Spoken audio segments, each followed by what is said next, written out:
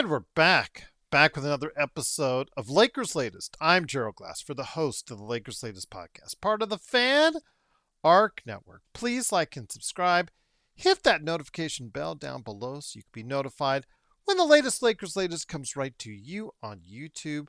And speaking of YouTube, my friends at the Fan Arc Network, they've got a great channel you can go ahead and check out today, featuring a ton of shows that cover a lot of teams. So go ahead and stop on by typing in Fan Arc on a YouTube search and it comes right up. You go ahead right there and check it out. And make sure you like and subscribe there as well. And for my audio listeners out there on Apple Podcasts and Spotify, go ahead and follow right there for you. Also as well, like, and then of course that 5-star review. That way you'll get more episodes of what you're catching right now here at Lakers Latest. And a big shout out to my friends at Kalshi as well. Well, the Lakers head into game 2 later today, 6:30 p.m. Pacific. It will be shown on Amazon Prime, so hopefully you have that subscription handy. So you can go ahead and check out the game later today. The odds, as I see on Kalshi, which I'll talk about here in a few minutes, are not the greatest. Again, I think they're actually even a little less than what they were on Tuesday. So we'll have to go ahead and run by them for you here in a second. So I will say this again, the Lakers have to play a perfect game of basketball. And as I said, since the start, they have to go ahead and split in OKC and then see if they can win a game 3 in LA for people to start thinking, including myself, that they have a chance to take this series indeed. But the depth, the quality of the players 1 through 12 is just so substantial. It's really hard to see, especially the fact that they didn't look like they were even playing at maximum level on Tuesday. That's the depressing part. The Lakers are giving a great effort, and it seemed like OKC could always take it up another notch. They were laughing, they were jovial, they seemed to be enjoying and having a lot of fun and not taking things entirely 100% seriously. And it irritated a lot of people. It irritated my co-host on the other channel, Joe Soros, I mentioned on yesterday's show. Yeah, and rightfully it should, but it just shows the disparity in talent that there is out there. But again, every team in the league is prone to a bad game now and again, and here is hoping that the OKC Thunder will run into a bad game later today and maybe game 3 and so on and so on. So we'll have to wait and see, but there you have it. Hopefully hoping for a victory later today, but we will wait and see. I will have the wrap up of the game 2 here for you on tomorrow's Lakers Latest as well. Wanted to go ahead and give you an injury update on what's going on. Not great on the Luka front because he spoke with reporters on Wednesday morning. And I know he's been talking to Austin Reeves. He said, just be yourself. We all know he's an amazing player, and we all know he's going to bounce back. When Luka was talking about Austin Reeves and his struggles, and he is going to have to play a great game. But the injury designations ahead of game 2, just to give you a heads up, Luka Doncic is out. No surprise there, and I'll go in a little bit more detail. I believe he had some comments earlier on Wednesday. Vando with that right finger dislocation, where we talked about it on yesterday's show, that when he smacked the backboard, his pinky dislocated to the point where it broke the skin. Well, it was set back in place. He is doubtful, but at least that's not a definite out. He's not a great shooter anyways, but if he wants to come back in and play with the splint, because he had it in a splint earlier on Wednesday, so we will see what happens with him there. And the one I think that caught everybody off guard was Luke Kennard with neck soreness. He is listed as questionable. And when it said neck soreness, I'm assuming he took a shot somewhere, maybe battling for a rebound underneath, but nobody seems to quite indicate where it happened. But the jokes and the memes about Kennard's defense and neck soreness during game one as far as the other team.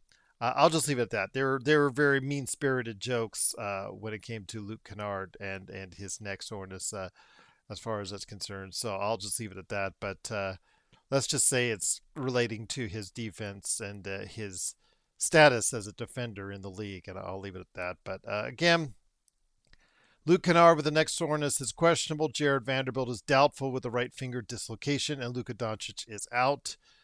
I know that JJ on Wednesday talked about SGA and about the defense. He said it was good on SGA. And yeah, 17 points, 7 turnovers for SGA. I think that has to be considered a good performance defensively on SGA. But as he indicated, and this was something that I think a lot of people noticed as well, the time when SGA is not on the floor, the depth of OKC still shone through because they were +9 in the minutes when SGA is not on the floor, and you've got to take advantage of those minutes when he is not sitting down on the floor. So that was disappointing.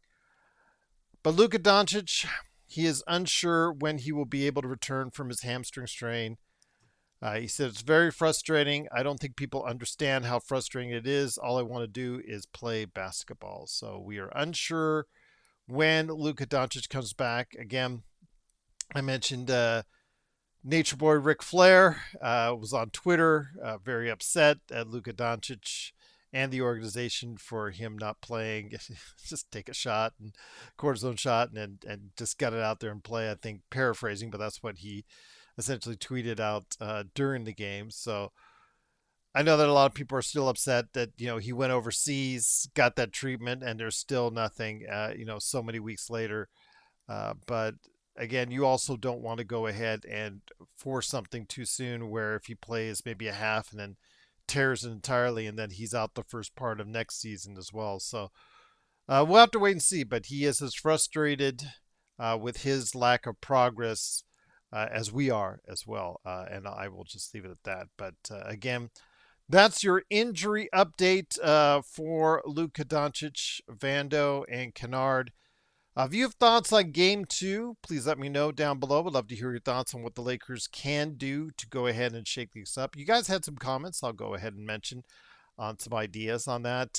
But yeah, if you have some thoughts, additional thoughts on what the Lakers can do to take game two, and also as well the injury updates as well, please let me know down below in the comments as well. And also what's going on in the playoffs, which I'll go ahead and talk about in a second. But let me get it over to our good friends at Kalshi, because it's the playoffs. That's right, it is the playoffs, and it's the most electric time in basketball.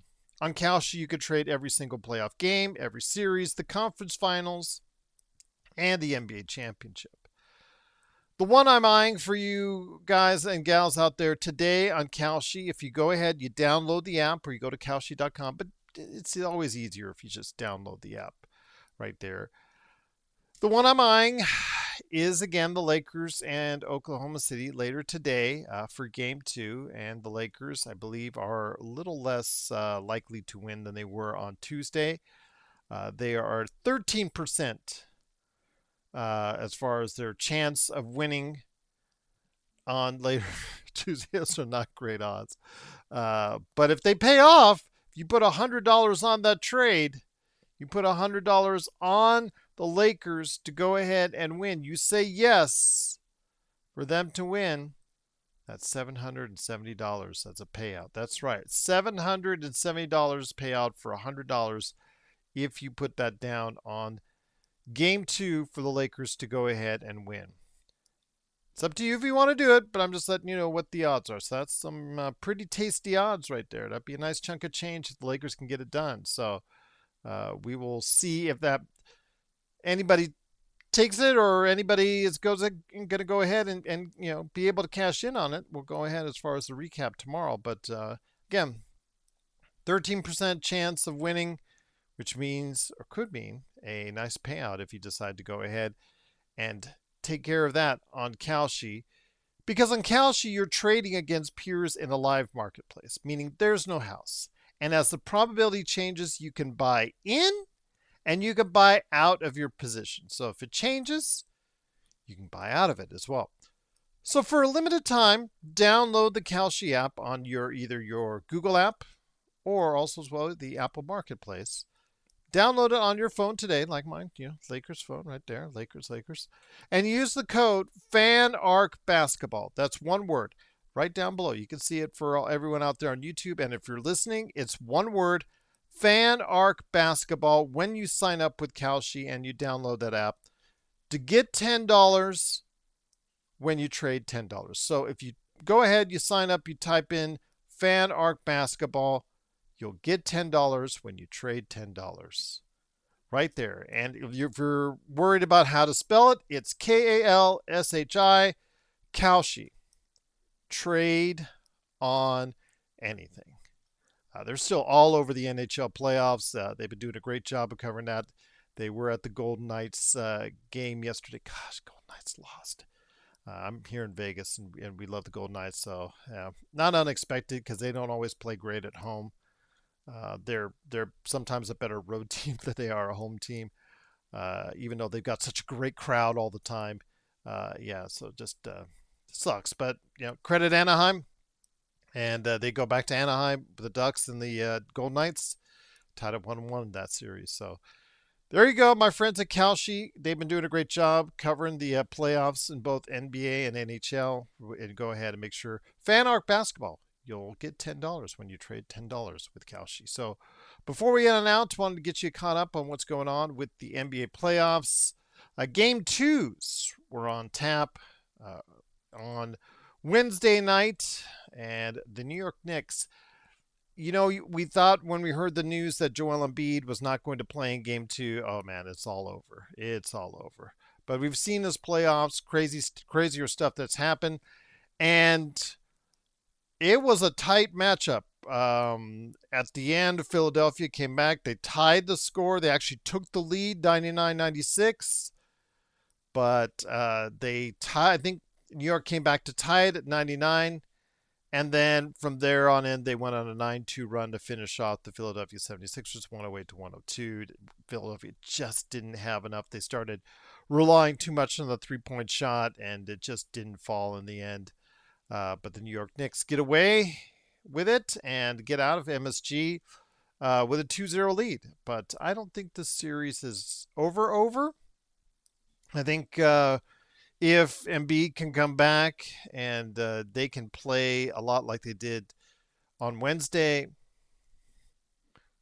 could take two in Philly. We'll have to wait and see. I mean, we thought they were dead in the water against Boston, and Boston was by far and away on Kalshi and everywhere else the Eastern Conference favorite to go ahead and advance into the finals. So Philadelphia still has some work to do, obviously, and New York does as well. But we'll see what happens this weekend as far as what's going on with them and that series. But yeah, Tyrese Maxey, a little bit better game for him this time around, 26.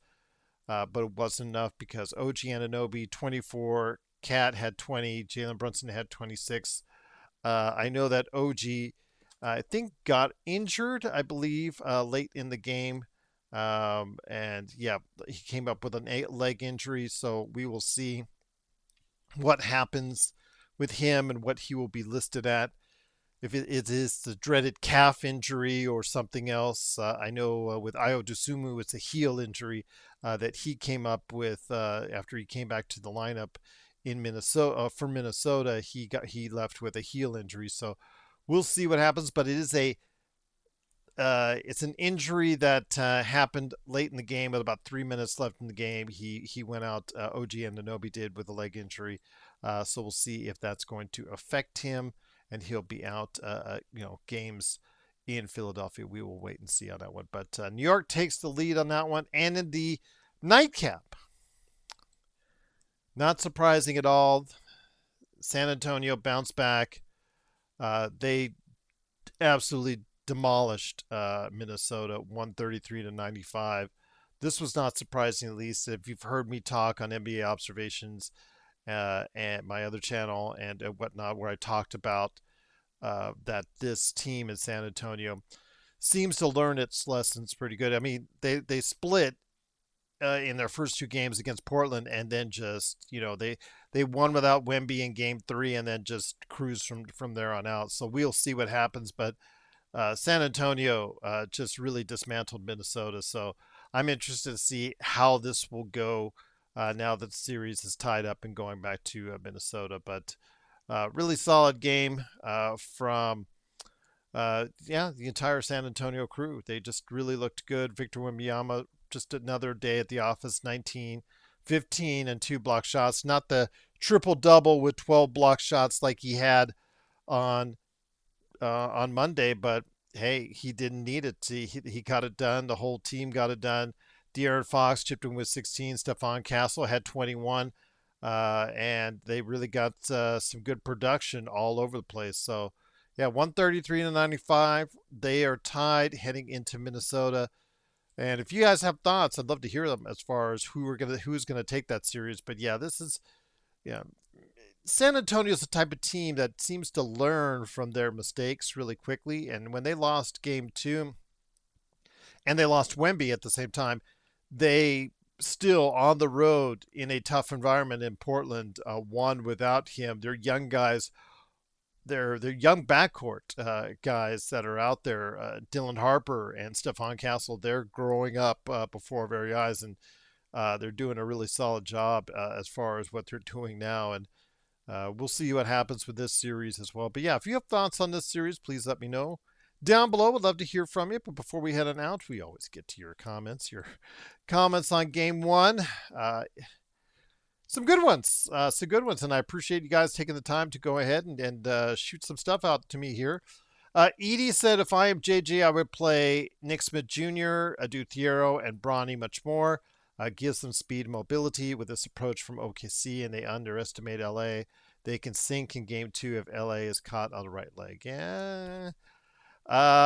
Everything will have to go right for the Lakers to win in game two.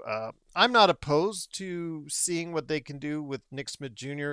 Adu Thiero, so many of you Laker fans are excited to see what he can do as far as his athleticism is concerned. But again, he's very raw as far as offensively, as far as what he can do outside of the slam dunks that you see. Still a very unfinished product, but his athleticism may be able to provide some havoc out there on the defensive end. If he's put out there, so why not give the kid some experience? Why not? Nick Smith Jr. can score, and if he goes on a heater, that could be good. Bronny, I would not put out there. I'm just going to be honest with you. Bronny is probably not going to be the guy that you want out there right now, especially if he's going to be handling the ball against that defense. They would just more than likely eat him alive. And we saw Bronny try to guard as far as SGA is concerned, and yeah, that did not look good in the regular season. So yeah, let's hold off on the Bronny thing, please, if possible. But NSJ, why not? If he can go on a heater like he did, remember the game in Portland earlier this year, and a couple other times where he just came out of nowhere and went on a heater and got 10, 12 points. In the case of the Portland game, got 28 if I remember. Yeah, so that could be something out of nowhere, like you said, Edie. And Thiero, if he can give you some of that athleticism that maybe can work it to your advantage, get him out on the break, get him where he can be comfortable instead of in a half-court environment. Just try to force turnovers, get him where he can go ahead and be productive underneath and get, maybe some lobs to him or stuff where he's close to the basket where it's a lot better for him and more advantageous. Yeah, right now in his career, yeah, why not give it a shot indeed. Craig, my man, he said Lakers after watching first game will be a sweep. I can't say it's looking great right now, Craig. I mean, Kalshi's 13% to win the game later today, and I'll leave it at that. OKC was going at 3/4 speed. The Lakers don't have enough talent in a dominant position. Craig says did a good job on SGA, only 18 points. Kennard is being guarded heavily. Well, these teams will, they actually after game two, Houston started playing him a lot tougher, and you saw his percentages. And I know I got called out for not mentioning him in game three because he got 14 points, but yeah, he had a terrible shooting game from three in that game, and he has not shot well since then. And because teams are really playing to his strengths a lot more and really guarding tight on him, which is the problem for him because he doesn't have the speed or athleticism to break away from really good hard defense on him. And that takes away one of your best shooters right there, which is a shame for the Lakers, obviously. So we'll have to see if they can make adjustments to try and free him up. Craig said he's not a good shooter under duress. Not many are. Luka's injury takes at least 8 weeks to recover. Reeves is in his third or fourth year. He hasn't done well in the playoffs. No, he hasn't done well in the playoffs. Actually, I think he's in his fifth year. Fifth year. I'm going to go ahead and let me look that up because I think he's in his fifth year. I want to say, but let me go ahead and look for sure. For sure. 5 years. Yeah, this is fifth year. So he's been in the Lakers since 2021. So yeah, fifth year in the league. So I mean, you're basically getting what you got. He's in his prime right now, and he's looking to get a payday. And the way he's played in the playoffs, especially what we saw in Game One, is not going to endear him to getting that huge number, which I think he and his representatives are definitely looking for. So we'll have to see how that plays out. Indeed. His handles aren't good enough to dribble in traffic against a good defensive team. Yes, I think he has a lot more confidence in his ball handling than what I think is really there. It gets him into some trouble on at times, and he gets the ball stolen from him because he thinks he can do things or dribble through players or dribble around players that he ends up not being successful that all the time. He can do the behind the back stuff, and he can dribble through sometimes and get a layup at times. But when he continually falls in love with his handle, it sometimes, and we've seen this over the years, sometimes it does let him down. I will agree with you on that, Craig. Chet can't be stopped by our centers, which tells you a lot, Craig, because I mean he's not that much faster or more athletic. He's just a really a solid guy that can shoot well and uses his size effectively. Chet Holmgren does. It's funny because I would say if anybody, if you want to get the ball out of his hands, see what Chet can do, and he did a great job for them in Game One, and if he continues to do that, this will be a short series. But again, you have to put your money somewhere. You have to go. Someone has to get that ball to make decisions on their offense. If you take the ball out of their hands, of the hands of SGA, which is what you want, is to not let SGA beat you. That's looks like what is going to, JJ is going to try to consistently stick with. So we'll see what happens if that's the case, and Chet can continue to play at that level. Slim and none is the chance Lakers beat OKC. Detroit and Cleveland is a toss up. I think that'll be a 7. I think that's a 7-game series to me personally right now, and I think Detroit in 7 because Cleveland hasn't shown yet that they can win on the road. Harden is a regular season player like Reeves. Well, Harden's playoff woes as Reeves is getting that reputation.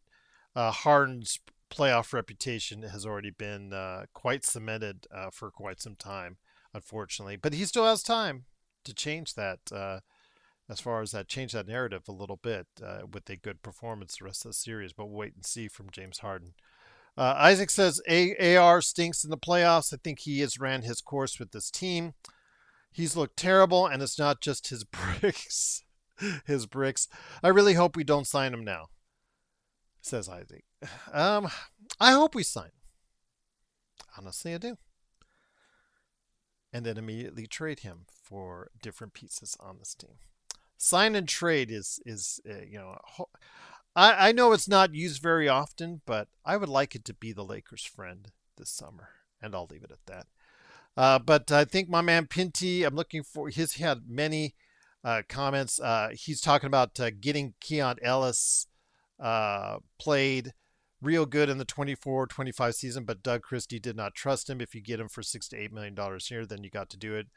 Yeah, as long as you trade LaRavia away, because Yeah, Keon Ellis, again, he has been in the league a few years now, 4 years now. I know that, it seems like, Pinty, you're the latest individual to fall in love with him. I've had Laker Tom, I've had several other Lakers fans and players. In fact, people around the league, fans around the league, they always talk about Keon Ellis because he could never stick in the starting lineup for Sacramento. He regressed this season overall with his shooting percentages. So please note that when you do. And he's not playing a large part as far as since he was traded to Cleveland. So with that said, Sacramento just gave up on him because they didn't see him as a future cornerstone to what they were going to do. Once at one time, I know that they were, but now they're not. And they ended up trading him to Cleveland. And Cleveland, he's not getting a ton of time there in these playoffs. Um, and the thing is, will he ever graduate beyond a rotational player? I think that's what he'll be. But 6 to 8, I wouldn't say that's bad, but I think, Pinty, you just fall in love so much with defenders. You don't worry about the other side of the ball sometimes, and these defenders sometimes that you fall in love with, just they don't always have the ability to score, and that's the problem. And if you don't have enough scoring, even off your bench, it's going to make things harder. As we're seeing for the Lakers, they just don't have guys that can produce consistently off the bench, while OKC can play 12 deep. They're not even playing Aaron Wiggins, and Aaron Wiggins was a major scorer for them last season, so especially in their playoff run. So yeah, I mean, I'm fine for $6 to $8 million to give it a try, but I would want to trade off of Jake LaRavia first, because Jake LaRavia, yes, he played 82 games and he provides effort, but athletically, he is only average, and he has issues against athletic players. He's not as good defensively as you think he is. He's just active, but he's not good in a one-on-one setting. He gets burned constantly, and you see how he struggled. He's even shot worse than his first 2 seasons in the league with Memphis, and that was when he was thought to be a draft bust by Memphis. That they remember, Memphis did not extend him for his fourth year of his rookie season for a reason, because he had not lived up to potential. Rob signed him based off of what he did in his third season, split between Memphis and Sacramento, where he shot 40% and showed some signs that he could mature and improve. But he actually regressed this year. This second half of the year was really rough for him. And if you're going to sign a player at around the same price as him, then you should choose between one or the other in that price range. And Keon Ellis, you might as well be giving him the time that you would be giving Laravia, and see if you can move off him during the summer, if that's the case. But I will leave it at that. But you guys, great thoughts, great comments as always. Truly appreciate it. It is Gerald Glassford. Thanks again for watching, listening. I will be back tomorrow with a recap of Game 2, coming right at you right here on Lakers Latest. Thanks so much to FanArc. Thanks so much to our friends at CalSheet. And remember, when you trade $10 when you sign up and use the code FanArc Basketball, you will get $10 as well when you do that trade on CalSheet. Thanks again for everyone for watching and listening. I'll be back with a recap of Game 2 tomorrow right here on Lakers Latest. Thanks so much for watching and listening, and have yourself a great day.